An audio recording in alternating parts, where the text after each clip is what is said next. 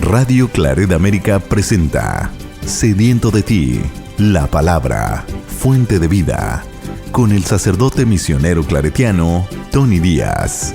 Reflexiones diarias del Evangelio. Aquí iniciamos.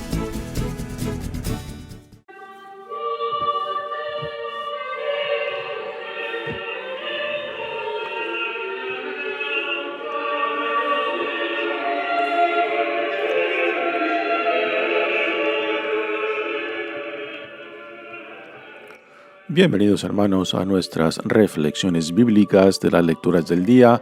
Hoy es viernes de la cuarta semana del tiempo ordinario. La primera lectura de hoy viene de Eclesiástico capítulo 47 versículos 2 al 11.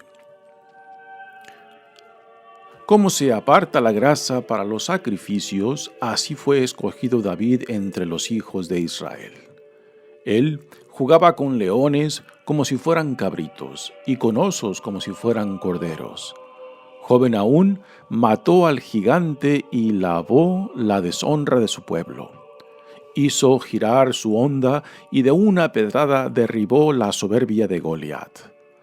Porque invocó al Dios Altísimo, Él le dio fuerza a su brazo para aniquilar a aquel poderoso guerrero y restaurar el honor de su pueblo. Por eso celebraban con canciones su victoria sobre 10,000 enemigos y lo bendecían en nombre del Señor.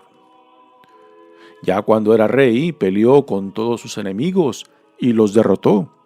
Aniquiló a los filisteos y quebrantó su poder para siempre. Por todos sus éxitos, daba gracias a Dios Altísimo y lo glorificaba. Amaba con toda el alma a su Creador y le entonaba canciones de alabanza. Instituyó salmistas para el servicio del altar, que con sus voces hicieron armoniosos los cantos. Celebró con esplendor las fiestas y organizó el ciclo de las solemnidades. El santuario resonaba desde el alba con la alabanza al nombre del Señor. El Señor le perdonó sus pecados y consolidó su poder para siempre. Le prometió una dinastía perpetua y le dio un trono glorioso en Israel. Por sus méritos le sucedió un hijo sabio que vivió en paz.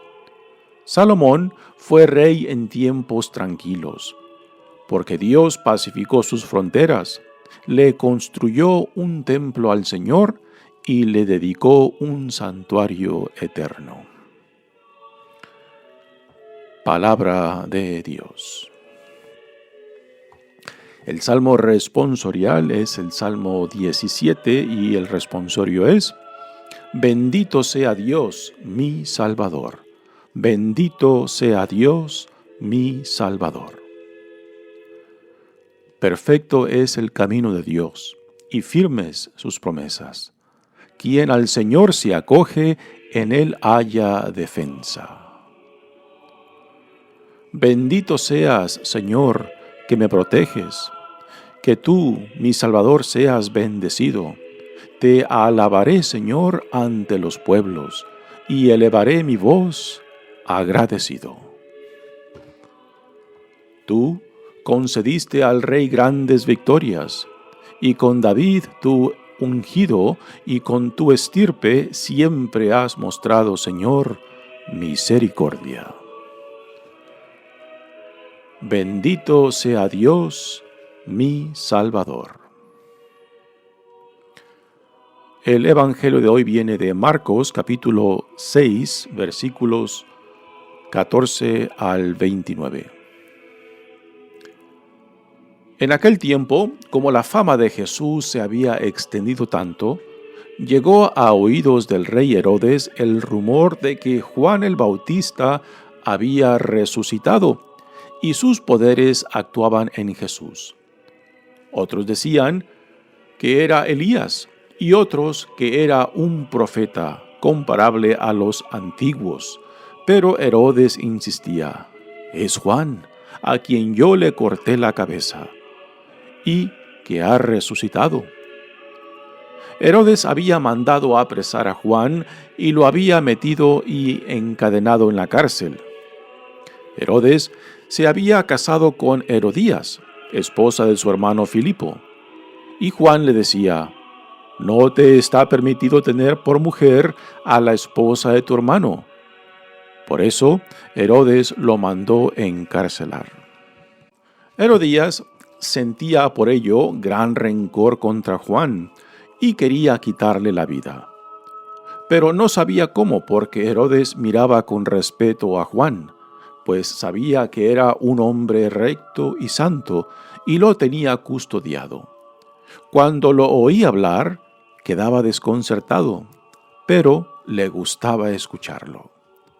La ocasión llegó cuando Herodes dio un banquete a su corte, a sus oficiales y a la gente principal de Galilea, con motivo de su cumpleaños. La hija de Herodías bailó durante la fiesta y su baile le gustó mucho a Herodes y a sus invitados. El rey le dijo entonces a la joven: «Pídeme lo que quieras y yo te lo daré». Y le juró varias veces: «Te daré lo que me pidas, aunque sea la mitad de mi reino». Ella fue a preguntarle a su madre: «¿Qué le pido?». Su madre le contestó: «La cabeza de Juan el Bautista». Volvió ella inmediatamente junto al rey y le dijo: «Quiero que me des ahora mismo en una charola la cabeza de Juan el Bautista». El rey se puso muy triste, pero debido a su juramento y a los convidados, no quiso desairar a la joven, y enseguida mandó a un verdugo que trajera la cabeza de Juan. El verdugo fue y lo decapitó en la cárcel, trajo la cabeza en una charola, se la entregó a la joven y ella se la entregó a su madre. Al enterarse de esto, los discípulos de Juan fueron a recoger el cadáver y lo sepultaron. Palabra del Señor. Muy bien, damos comienzo a nuestra reflexión de las lecturas de hoy. Con esta primera lectura cerramos el ciclo en torno a David. Esta lectura viene del libro de Eclesiástico o de Ben Sira, es el segundo nombre que lleva este libro. Depende de la versión de la Biblia que tengamos. Y esta lectura prácticamente un elogio sobre David. Y en un elogio, pues solamente se dicen las cosas buenas, las cosas grandes de la persona que ya está muerta, que ya ha fallecido. Y los elogios son para engrandecer la figura de quien se habla. Y en este caso es de David. Notaremos que en este elogio no se menciona nada de sus flaquezas, de sus debilidades, de sus pecados o de sus crímenes. Simplemente hay una sola frase que menciona que Dios le perdonó sus pecados. Pero ese es el propósito de los elogios, de engrandecer la figura de la persona de quien se habla. También hay un dicho popular que dice que de los muertos no digas más que solo cosas buenas, ¿no? Así que esta primera lectura refleja ese dicho popular, ¿no? De solamente hablar cosas buenas en los elogios de aquellos de quien hablamos. Dice la primera lectura: «Como se aparta la grasa para los sacrificios, así fue escogido David entre los hijos de Israel». ¿A qué es esto de apartar la grasa? Bueno, la grasa cuando se pone al fuego, por la cantidad de aceite que lleva dentro, pues produce un fuego impresionante. Así que en los sacrificios donde se ofrecían animales, la grasa era separada para producir un gran efecto de lo que se estaba ofreciendo a Dios en sacrificio, ¿no? Así que la grasa tiene un significado importante y por eso a David se lo compara como la grasa, ¿no? Él jugaba con leones como si fueran cabritos y con osos como si fueran corderos. Aquí la imagen es de que David aún en su juventud ya era una persona impresionante. Es una exageración, pero en fin, es un elogio, ¿no? Dice, joven aún mató al gigante y lavó la deshonra de su pueblo. Aquí está contando otra vez la hazaña cuando David se hace voluntario, le pide a Saúl que lo ponga enfrente para pelear contra Goliat. A primera Saúl lo desprecia y le dice, ¿tú qué vas a saber de enfrentamientos de guerra? Eres un joven todavía y Goliat es un militar con experiencia. Pero David insiste que va con el apoyo del Señor, con el poder de Dios, y Saúl le permite pelear, y es ahí donde David, tan solo con su honda y la piedra, pues hace combate con Goliat y lo mata. Y es aquí lo que está recontando en este elogio. Dice, hizo girar su honda y de una pedrada derribó a la soberbia de Goliat, porque invocó al Dios Altísimo. Aquí sale en el trasfondo del personaje de David la presencia de Dios, que es Dios quien lo escogió, es Dios quien lo consagró rey, es Dios quien le dio también este poder para combatir contra Goliat, ¿no? Así que detrás del personaje de David está Dios, quien hizo posible no simplemente su nacimiento, el ser rey, el combatir y triunfar sobre Goliat. Aquí el trasfondo siempre es Dios. Porque invocó al Dios Altísimo y le dio fuerza a su brazo, para aniquilar a aquel poderoso guerrero y restaurar el honor de su pueblo. Y fue con este combate contra Goliat que el renombre de David empieza a hacerse grande entre su pueblo. Y es ahora lo que dice la lectura cuando dice, por eso celebraban con canciones su victoria sobre 10,000 enemigos y lo bendecían en nombre del Señor. Y esto fue lo que hizo que Saúl tuviera pues celos de David y también deseaba, a causa de que su nombre iba creciendo cada vez más en fama, de querer deshacerlo porque le hacía sombra a Saúl, ¿no? La figura de Saúl en esa historia pues nos pone a un hombre inseguro de sí mismo que se siente amenazado cuando este joven David empieza a hacerse famoso. Continúa la lectura diciendo, ya cuando era rey, peleó con todos sus enemigos y los derrotó, aniquiló a los filisteos y quebrantó su poder para siempre.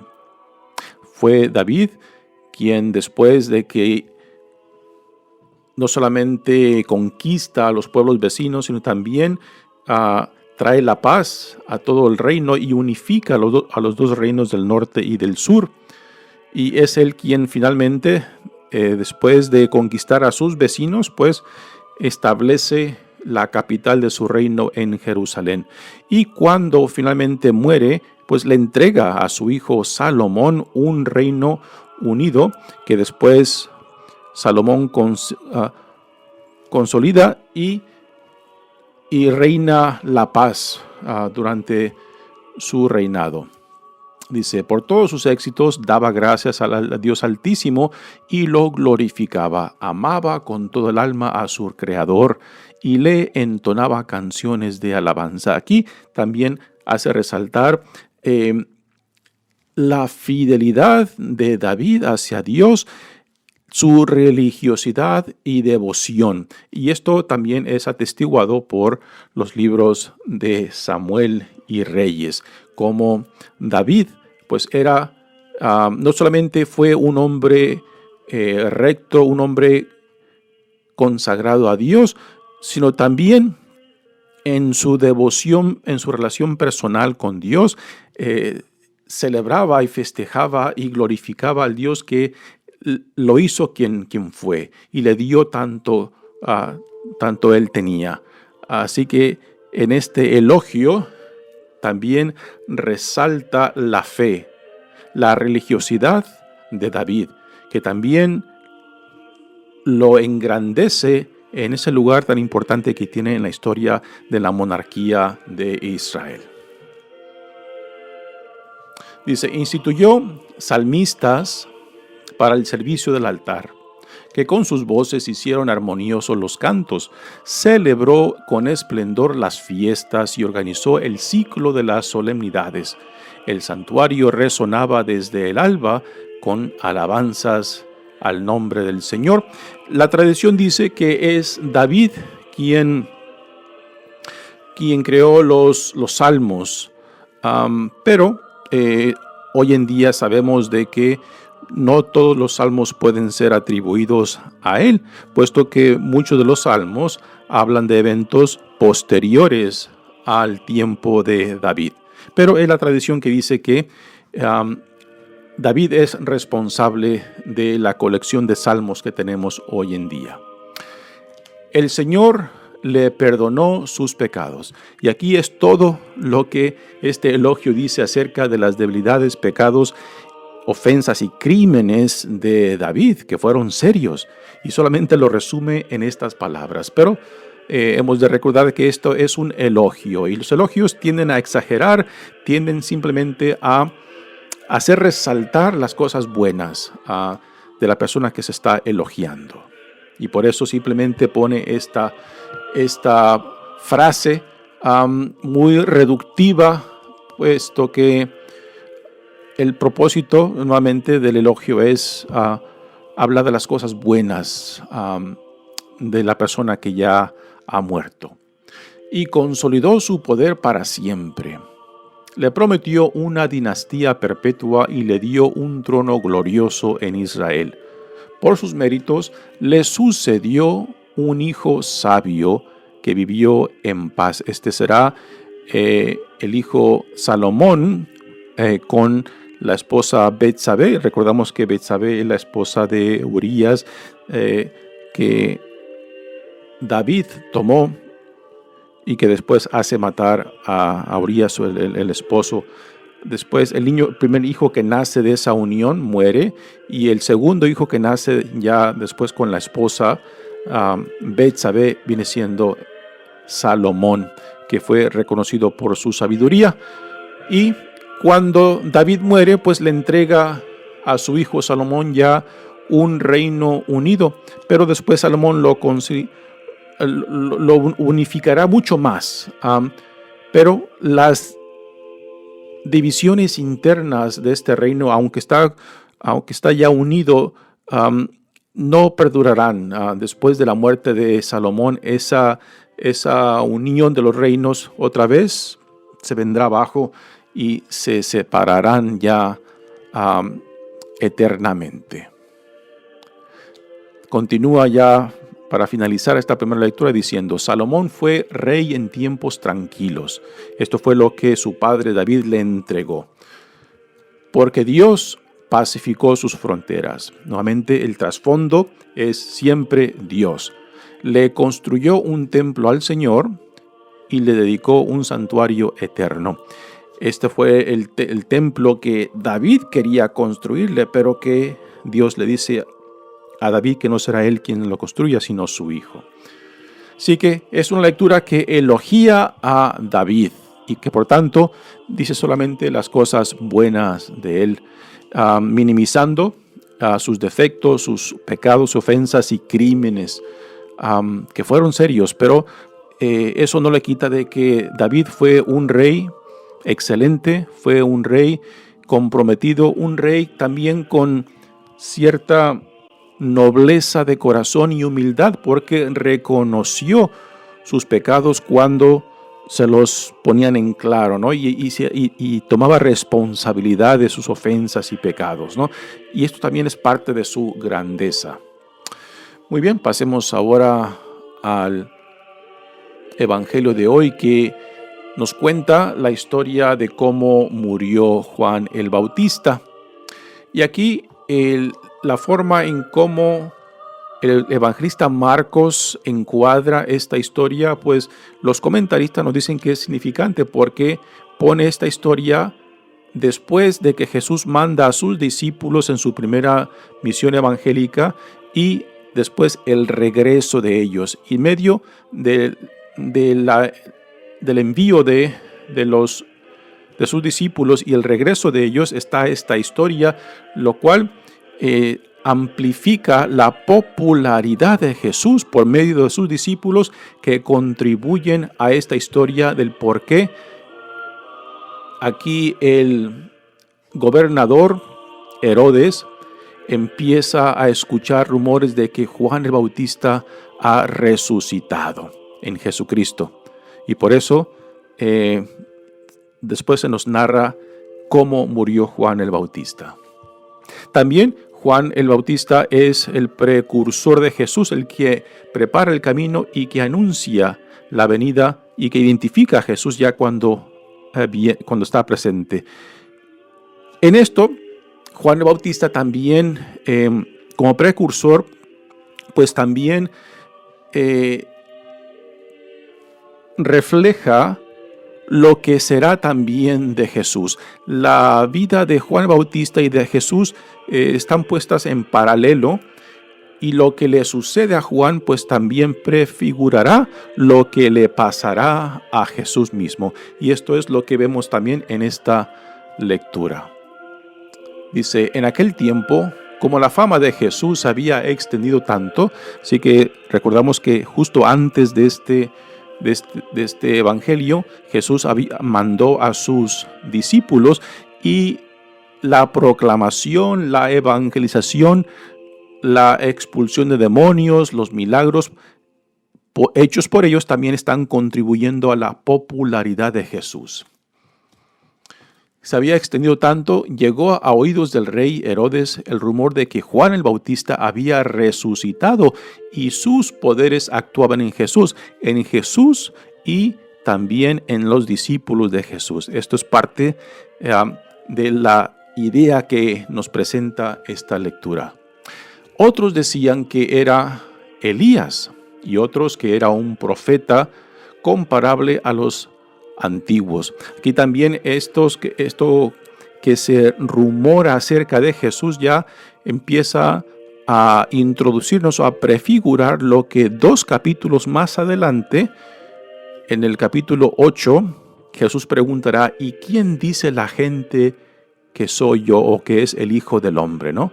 Y en esa pregunta resaltarán también estas opiniones, estos rumores que ya entre la gente se circulan. Así que la gente le dicen a Herodes que Juan el Bautista quizás ha resucitado en Jesucristo y que por eso las obras milagrosas que Jesús hace. También lo comparan con Elías o con algún otro profeta antiguo, pero ninguna de estas opiniones identifican a Jesús como el Mesías. Es muy interesante esto. No lo identifican como el Mesías. Lo mal identifican con Juan Bautista resucitado, Elías u otro profeta, pero no con el Mesías, el prometido. Pero Herodes insistía: es Juan, a quien yo le corté la cabeza y que ha resucitado. Algunos comentaristas comentan de que esta opinión de Herodes viene de su conciencia, pues él sabe que actuó mal, que fue un cobarde cuando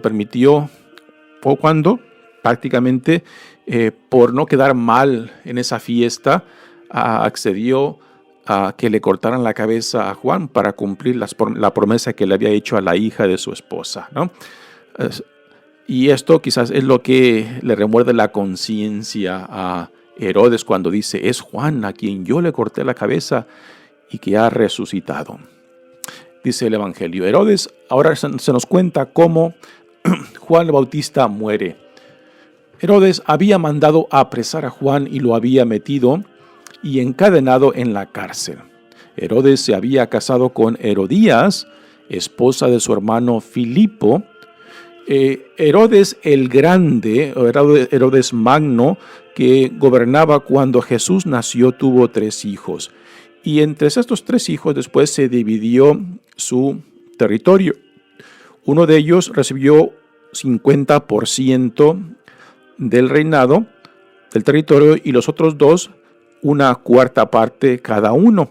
Por eso a estos tres hijos que reinaron después de Herodes el Grande se les llamaba tetrarcas, porque tenían una cuarta parte, particularmente Herodes, que se menciona en el Evangelio de hoy, y el otro hermano. Eran tetrarcas porque tenían una cuarta parte del reino que antes pertenecía a Herodes Grande o el Magno, padre de ellos. Así que Juan acusaba a Herodes de estar casado con la esposa de su hermano Filipo y le dice: no te está permitido tener por mujer a la esposa de tu hermano. Por eso Herodes lo mandó encarcelar. Pero ahora se nos dice que a pesar de que le molestaban las acusaciones de Juan Bautista, Herodes tenía cierta atracción a la persona de Juan y también su mensaje. Aunque era acusador, no dejaba de atraerlo. Aquí podemos notar también que hay un paralelo entre Herodes y Pilato. Pilato, que gobernaba cuando Jesús es acusado y entregado a los romanos para ser crucificado, que también Pilato sabía que Jesús había sido entregado por odio de los líderes de la comunidad judía, al igual que también Herodes se da cuenta de que Juan es un hombre santo, es un hombre de Dios, y que él lo tienen encarcelado no para castigarlo, sino para protegerlo, ¿no? Y que es su esposa, es el odio de su esposa lo que finalmente lo llevará a Juan a la muerte. Así que hay un paralelo entre Herodes y Pilato, que con su poder dan muerte, Herodes a Juan Bautista, Pilato a Jesús. Y las motivaciones que los llevan a la muerte son el odio en Herodes de su esposa, en Pilato de los líderes de la comunidad judía. Así que Herodías, la esposa, tenía este odio a Juan. Y también nos dice que Herodes tenía cierto gusto por Juan el Bautista, cuando dice: cuando lo oía hablar quedaba desconcertado, pero le gustaba escucharlo, ¿no? Aquí Herodes aún tiene una conciencia dispuesta a escuchar y quizás a cambiar de parecer, ¿no? Pero tristemente que a últimas Herodes permite que su conciencia se cierre por el orgullo personal. Y ahora viene el resto de la historia que nos explica qué es lo que ocurre cuando Herodes cierra su conciencia, cuando sabe que la conciencia le dice: está mal hacer lo que te pide esta joven. La ocasión llegó cuando Herodes dio un banquete a su corte, a sus oficiales y a la gente principal de Galilea. Con motivo de su cumpleaños, la hija de Herodías bailó durante la fiesta y su baile le gustó mucho a Herodes y a sus invitados. El rey le dijo entonces a la joven: pídeme lo que quieras y yo te lo daré.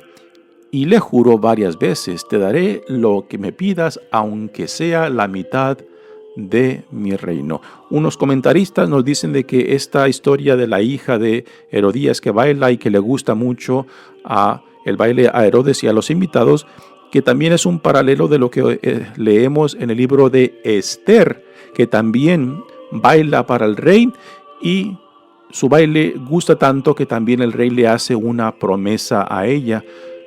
Así que esta historia de la hija que baila pues también tiene un paralelo en el libro de Esther. Dice: ella fue a preguntarle a su madre: ¿qué le pido?